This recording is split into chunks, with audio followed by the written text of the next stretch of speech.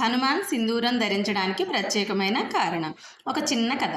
ఒకరోజు సీతామాత పాపిట్లో సింధూరం ధరిస్తుంటే హనుమంతుడు చిన్న కోతిపిల్ల రూపంలో అమ్మవారి దగ్గరికి వెళ్ళి సింధూరం ఎందుకు పెట్టుకుంటున్నారు అని అడిగాడు. అందుకు సీతామాత హాస్యానికి నేను ఇక్కడ బొట్టు పెట్టుకోబట్టే రాముడు నన్ను ప్రేమిస్తున్నాడు అని చెప్పింది. అప్పుడు అయితే రాముడు సీతా సీతా అని కలవరించడానికి కారణం ఇక్కడ బొట్టు పెట్టుకోవడమా అని అయోధ్యలో ఒక షాపుకు వెళ్ళి ఒక 4-5 బస్తాల సింధూరం కొనుక్కొని వచ్చి ఒంటికి రాసుకున్నాడు. కానీ ఒంటికి అంటుకోలేదు. అప్పుడు హనుమకి ఒక ఆలోచన వచ్చింది. నా ఒంటికి వెంట్రుకలు ఉన్నాయి కాబట్టి అంటుకోవడం లేదని మళ్ళీ షాపుకు వెళ్ళి నువ్వుల నూనె తెచ్చి నువ్వుల నూనె సింధూరం కలిపి ఒళ్ళంతా పూసుకున్నాడు. తర్వాత రాముడి దగ్గరికి వెళ్ళి రామ రామ అని పిలిచాడు.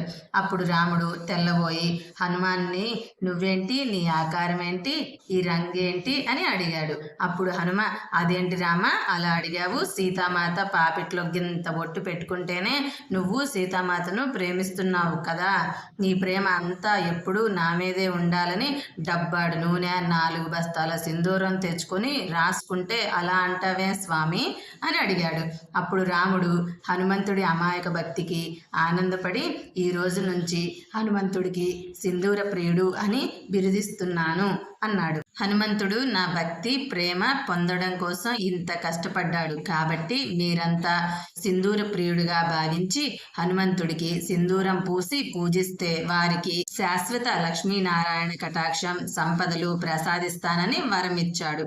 అలా రాముడి వరం వల్ల అందరూ సింధూరం పూసేవారు. అలా సింధూరం పూయడం వల్ల రాముడు సంతోషించి భక్తులకు సకల సంపదలు ప్రసాదించాడు.